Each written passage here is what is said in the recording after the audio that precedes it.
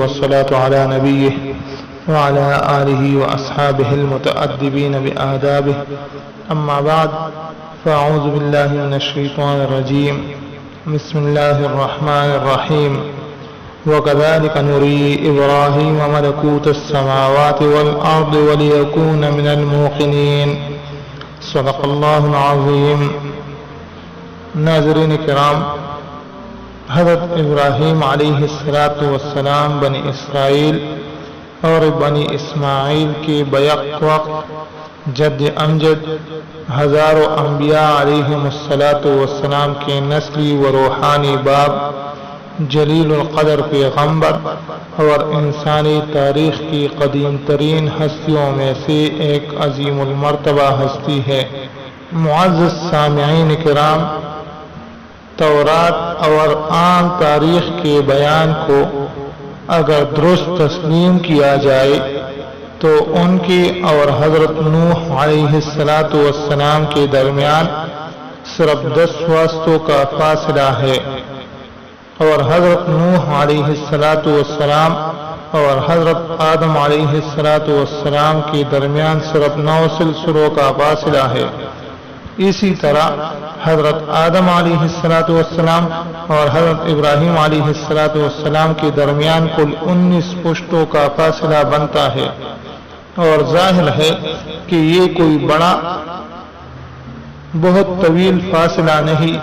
لیکن حیرت انگیز طور پر ہم دیکھتے ہیں کہ حضرت ابراہیم علیہ السلام کا دور جادو کا نہایت اعلیٰ اور ترقی یافتہ دور شمار ہوتا تھا۔ آپ کے معاصر جادوگر نہ صرف اپنے وقت کے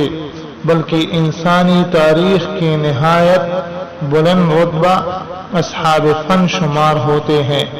اور ظاہر ہے کہ کسی بھی فن کو کمال اور عروج تک پہنچنے کے لیے صدیوں کا سفر درکار ہوتا ہے، اور کئی نسلوں کی عمریں اس فن میں مہارت پیدا کرنے اور اسے بام عروج تک پہنچانے میں کام آ جاتی ہے۔ معزز سامعین کرام، بابل کی کلدانیوں نے نہ صرف یہ کہ سحر میں بہت کمال حاصل کر لیا تھا، بلکہ سحری تصورات کو عوامی عقیدہ بنانے میں بھی وہ 100% کامیاب ہو چکے تھے۔ کلدانی تہذیب نہ صرف سحر کے دل دادا اور اس میں یکتائے روزگار تھی، بلکہ اس کی تہذیبی اٹھان اور اجتماعی فکر و نظر پر بھی سحری تصورات کی چاپ واضح نظر آتی ہے۔ چنانچہ کلدانیوں کا یہ عقیدہ تھا کہ انسانی زندگی میں کامیابی و ناکامی، پریشانی و خوشحالی، تنگ دستی، صحت و بیماری، ترقی و تنزل اور عزت و ذلت کے حالات بدلنے میں ستاروں کا گہرا عمل دخل ہے۔ ستاروں کا عروج، خزیز، قران، تسلیس اور تسدیس ان کی زندگی میں وسعت و فراوانی لاتا ہے، اور ستاروں کی رجعت، حبوط، تربیع، مقابلہ ان کی زندگی میں ذلت و مسکن اور تنزل کا موجب ٹھہراتا ہے۔ ماہرین علم نجوم کا آج بھی یہی اعتقاد ہے۔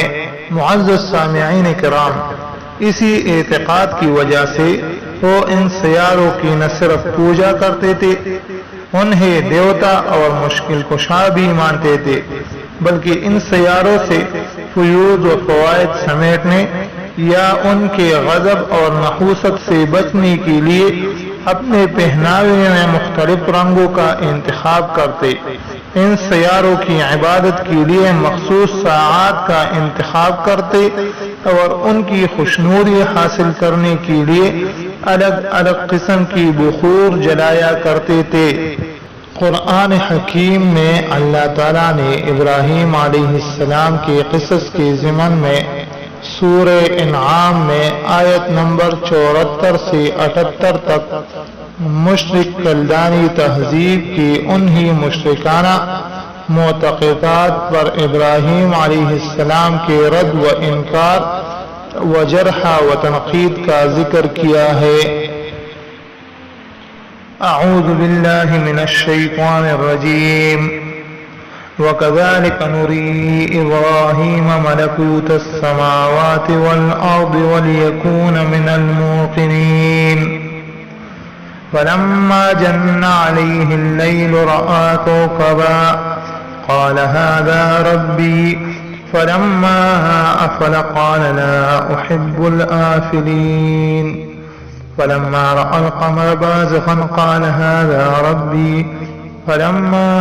أَفَلَ قَالَ لَئِن لَّمْ يَهْدِنِي رَبِّي لَأَكُونَنَّ مِنَ الْقَوْمِ الضَّالِّينَ فَلَمَّا رَأَى الشَّمْسَ بَازِغَةً قَالَ هَٰذَا رَبِّي هَٰذَا أَكْبَرُ فَلَمَّا أَفَلَتْ قَالَ يَا قَوْمِ إِنِّي بَرِيءٌ مِّمَّا تُشْرِكُونَ إِنِّي وَجَّهْتُ وَجْهِيَ لِلَّذِي فَطَرَ السَّمَاوَاتِ وَالْأَرْضَ حنيفا وما أنا